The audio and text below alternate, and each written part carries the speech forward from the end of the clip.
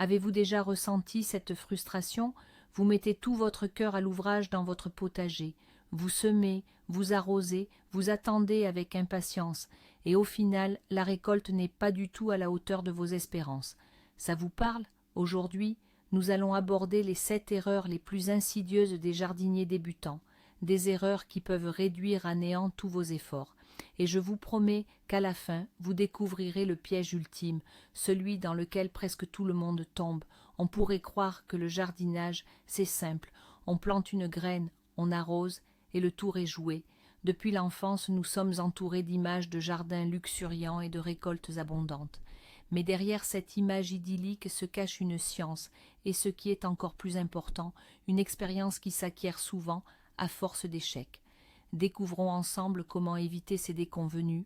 La toute première erreur, et sans doute la plus fondamentale, c'est le mauvais choix de l'emplacement pour votre futur potager. Vous pouvez acheter les semences les plus chères et les plus productives. Vous pouvez acquérir les meilleurs engrais. Mais si vous plantez une espèce aimant la lumière dans un coin sombre derrière la maison, vous vous condamnez d'avance à l'échec. C'est comme essayer de recharger un téléphone sans prise. Ça ne fonctionnera tout simplement pas. La ressource essentielle pour la plupart des cultures maraîchères, c'est le soleil. La lumière du soleil, c'est leur nourriture, leur énergie. Le processus de photosynthèse dont nous avons tous entendu parler à l'école en dépend directement.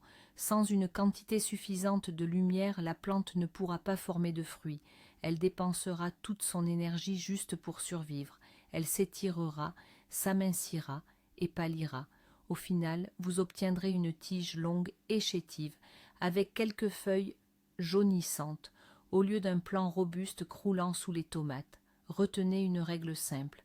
La plupart des légumes courants, comme les tomates, les poivrons, les concombres, les courgettes et les aubergines, nécessitent un minimum de 6 et idéalement 8 heures de soleil direct par jour. Direct, cela signifie que le soleil doit briller directement sur les feuilles, pas seulement à proximité. Alors, que faire? C'est très simple. Avant même de creuser votre première planche de culture, devenez un observateur. Passez une journée entière à simplement regarder comment le soleil se déplace sur votre terrain. Où brille-t-il le matin? Où est-il à midi? Où tombent les ombres de la maison, de l'abri de jardin ou des grands arbres? Les endroits les plus ensoleillés, ce sont les emplacements privilégiés pour vos principales cultures potagères. Et dans les zones de mi-ombre, où le soleil ne fait qu'une apparition de 2 ou 3 heures, vous pouvez planter des légumes-feuilles, salades, épinards, roquettes. Ils vous en seront reconnaissants. N'oubliez pas non plus le vent. Un emplacement sur une colline ouverte balayée par tous les vents peut endommager les plantes fragiles et assécher considérablement le sol. L'endroit idéal est ensoleillé, mais en même temps bien protégé des courants d'air violents. Bien, abordons maintenant le second problème, tout aussi crucial, le déséquilibre hydrique ou plus simplement un arrosage inadéquat des plantes. Ici, tel un scénario de mauvaise comédie, les jardiniers novices tombent souvent dans 2 extrêmes. Le premier est la sécheresse. On plante ses semis en pensant que la pluie fera tout le travail, ou on n'arrose qu'une fois par semaine quand on y pense. Résultat, la terre se transforme en un désert craquelé. Les racines ne peuvent plus capter l'humidité, les feuilles flétrissent, perdent leur tonicité, et les fruits, s'ils se développent, seront petits et amers. La plante subit un stress constant et semble vous crier à boire, mais vous ne l'entendez pas. Le second extrême, et c'est paradoxal, est même plus fréquent.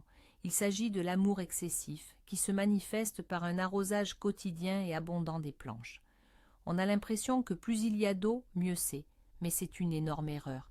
En gardant constamment le sol à l'état de marécage, vous privez les racines d'oxygène. Et oui, les racines respirent, et sans air, elles commencent à pourrir, à s'asphyxier. La plante s'affaiblit, ses feuilles jaunissent, et elle devient une proie facile pour les maladies fongiques. Imaginez une personne forcée de boire de l'eau sans arrêt. Il y a peu de chances qu'elle soit en bonne santé. Comment alors trouver le juste milieu? La règle est simple. Il faut arroser moins souvent, mais plus abondamment.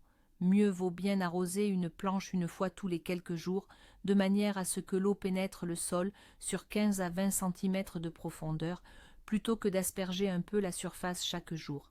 un arrosage superficiel habitue les racines à rester près de la surface, les rendant vulnérables à la sécheresse. Et l'astuce principale, vérifiez l'humidité du sol avec votre doigt. Il suffit d'enfoncer votre doigt dans la terre sur 5 à 7 cm de profondeur. Si c'est sec, il est temps d'arroser. Si c'est humide, cela signifie que les plantes ont encore des réserves. Et essayez d'arroser au pied des plantes, le matin ou le soir, quand le soleil est moins intense, afin que l'eau ne s'évapore pas instantanément et ne brûle pas les feuilles. La troisième erreur, et c'est une erreur cruciale car elle se situe au cœur même de la réussite de votre potager, est l'ignorance totale de la qualité du sol. Beaucoup de débutants pensent que la terre, c'est juste de la terre. L'essentiel, c'est de creuser profondément, d'arracher les mauvaises herbes, et le tour est joué, on peut planter. Mais c'est comme essayer de construire une maison solide sur des fondations marécageuses ou sablonneuses. Tôt ou tard, elle s'effondrera. Le sol, ce n'est pas simplement de la boue, c'est un organisme vivant, la cantine de vos plantes, d'où elles tirent tous leurs nutriments. Imaginez que vous plantiez des semis dans un sol pauvre et sableux. L'eau et tout engrais passeraient à travers, comme dans une passoire, sans se fixer aux racines. Vos plantes seraient constamment affamées. L'autre extrême est un sol lourd et argileux.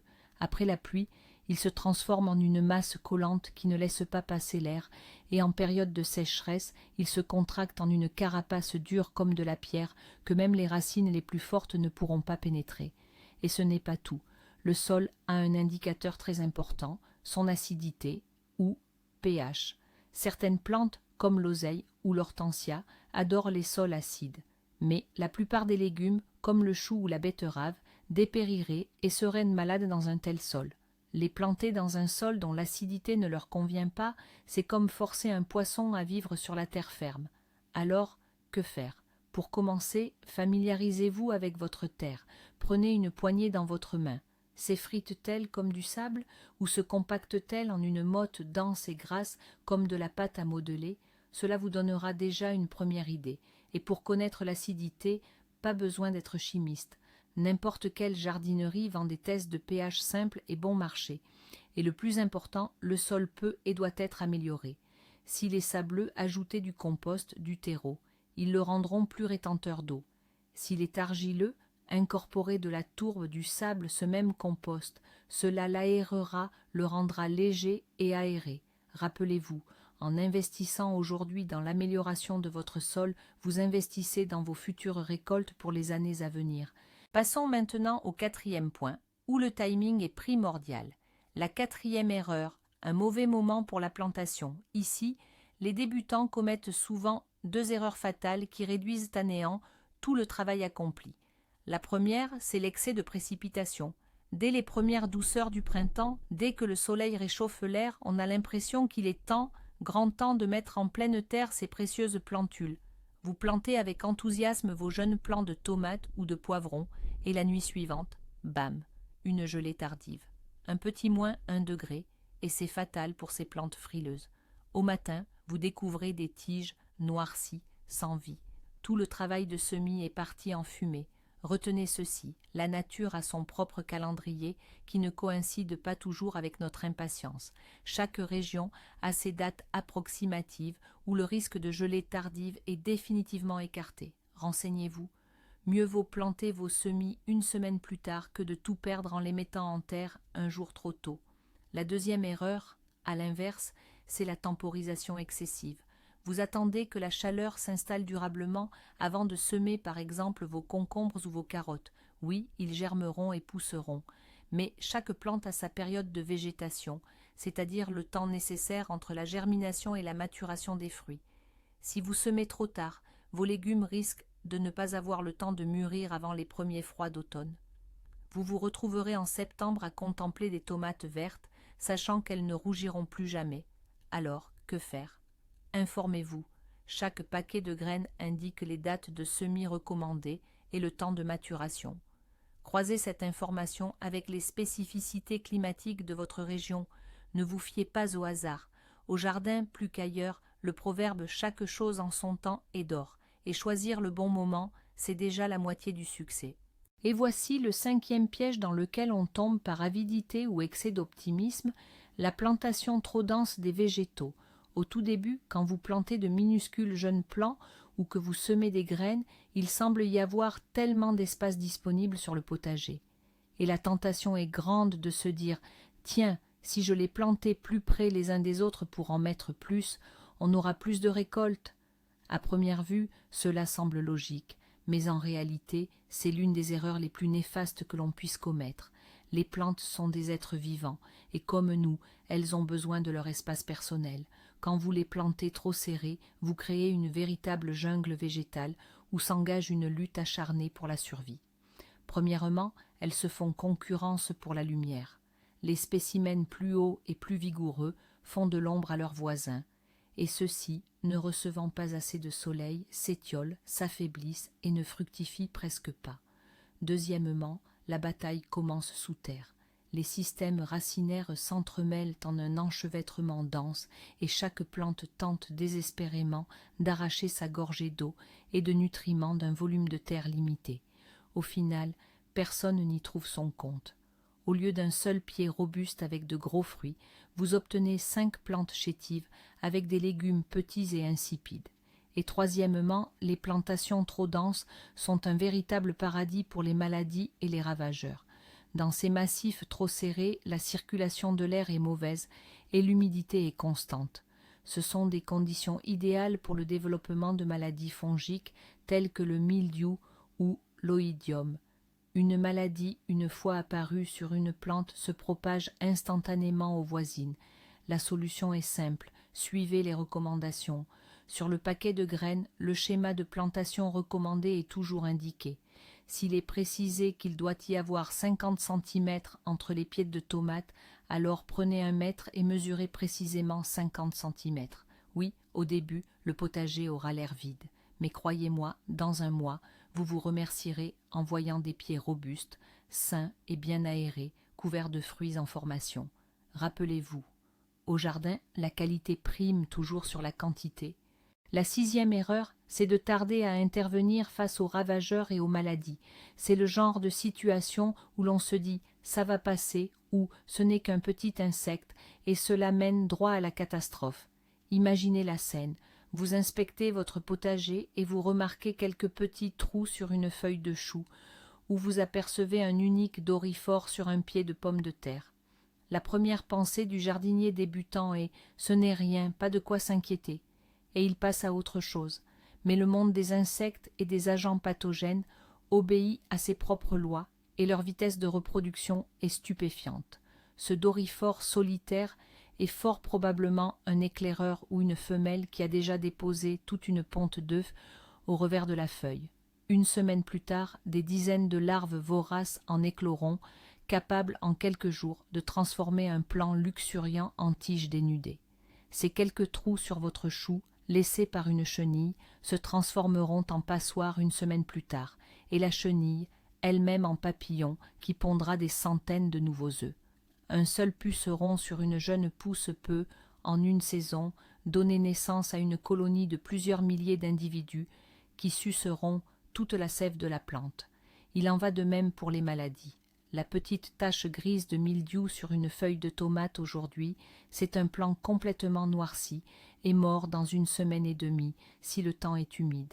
Les spores de champignons se propagent à la vitesse de l'éclair avec le vent et les gouttes de pluie.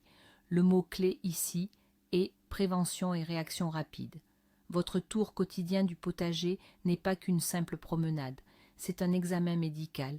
Regardez attentivement sous les feuilles, inspectez les tiges et les fruits. Si vous apercevez le premier ravageur, détruisez-le immédiatement à la main. Si vous remarquez une tache suspecte sur une feuille, retirez-la et brûlez-la sans attendre que l'infection ne se propage. Si le problème a déjà pris de l'ampleur, n'ayez pas peur d'utiliser des produits de protection. Aujourd'hui, il existe de nombreux produits biologiques efficaces et sûrs qui vous aideront à gérer le problème sans nuire à votre récolte ni à l'environnement. L'essentiel, c'est de ne pas attendre que l'ennemi ne prenne le contrôle de tout le territoire. Dans cette guerre, c'est celui qui anticipe qui gagne. Et enfin, la 7e erreur, souvent commise avec les meilleures intentions du monde, et l'utilisation inappropriée des engrais. De nombreux jardiniers débutants se divisent en deux catégories. Les premiers sont convaincus que la nature est plus sage et n'utilisent aucune forme d'engrais. Ils plantent les végétaux en terre et s'attendent à ce qu'ils trouvent eux-mêmes leur subsistance. Parfois, si le sol est très fertile, cela peut suffire. Mais dans la plupart des cas, la terre de votre potager s'épuise rapidement. Les plantes, tout comme les humains, ont besoin d'une alimentation équilibrée. Sans elle, elles resteront faibles, petites, et la récolte sera maigre. Mais la deuxième catégorie est bien plus dangereuse, ceux qui commencent à fertiliser à l'œil en pensant que plus il y en a, mieux c'est. Ils achètent le premier engrais venu et l'épandent généreusement sur toutes les plantes, persuadés de bien faire. Et au final, ils obtiennent l'effet inverse. L'exemple le plus classique est le surdosage d'azote. L'azote est responsable de la croissance de la masse verte, les tiges et les feuilles. C'est un élément très important, surtout au stade initial de la croissance. Mais si vous continuez à apporter activement des engrais azotés, comme le fumier ou le nitrate d'ammonium, pendant la période de floraison et de fructification, vous donnez à la plante une mauvaise instruction. Elle pense que sa tâche est de développer d'énormes feuilles et de puissantes tiges. En conséquence, vous risquez d'obtenir un pied de tomate géant, magnifique, de 2 mètres de haut, avec un feuillage dense et vert foncé, mais pratiquement sans fruits, ou avec seulement 2 ou 3 petites tomates. La plante, comme on dit, part en feuilles. Toute son énergie est passée dans le feuillage. Pour la floraison et la formation des fruits, les plantes ont besoin d'éléments complètement différents, principalement le phosphore et le potassium. Le phosphore est essentiel au développement du système racinaire et à la formation des boutons floraux, tandis que le potassium influence le goût, la taille et la conservation des fruits. La conclusion est simple, il faut fertiliser, mais il faut le faire intelligemment. Renseignez-vous sur les éléments nutritifs dont vos plantes ont besoin aux différentes étapes de leur développement. Lisez attentivement les instructions sur les emballages d'engrais et ne dépassez jamais la dose recommandée. Rappelez-vous que les engrais ne sont pas une baguette magique, mais un outil qu'il faut savoir utiliser. Et l'équilibre est la clé du succès. Mais savez-vous quelle est la plus grande ironie? Nous avons listé 7 erreurs majeures de culture. Pourtant, il en est une, la plus fondamentale, qui les dépasse toutes. Et ce n'est pas une erreur d'arrosage, ni de choix d'emplacement, c'est une erreur de mentalité. La plus grande erreur du jardinier débutant, c'est d'attendre un résultat parfait dès la première tentative et d'avoir une peur panique de l'échec. Quand quelque chose ne se passe pas comme prévu, beaucoup baissent les bras et décident que le jardinage, ce n'est pas pour eux. Mais voici le vrai tournant. Au jardin, il n'y a pas d'échec, il n'y a que des expériences. Chaque plant qui ne survit pas, chaque fruit grignoté par un nuisible n'est pas un motif de découragement, mais une leçon inestimable pour l'avenir. Votre premier concombre jauni vous en apprendra plus sur le bon arrosage que n'importe quel livre. Alors, en évitant les 7 erreurs précédentes, ne tombez pas dans la 8e, le piège le plus insidieux. Votre jardin n'est pas un examen où l'on vous met une note, mais une aventure passionnante, pleine de découvertes. La patience et la volonté d'apprendre par la pratique, voilà le véritable secret d'une récolte abondante. Merci d'avoir regardé cette vidéo jusqu'à la fin. Si elle vous a été utile, mettez un pouce bleu et abonnez-vous à la chaîne pour ne pas manquer nos prochains conseils. Et maintenant, une question pour vous. Quelle erreur vous a coûté une récolte ou est devenue votre leçon la plus précieuse? Partagez votre histoire dans les commentaires. Apprenons ensemble.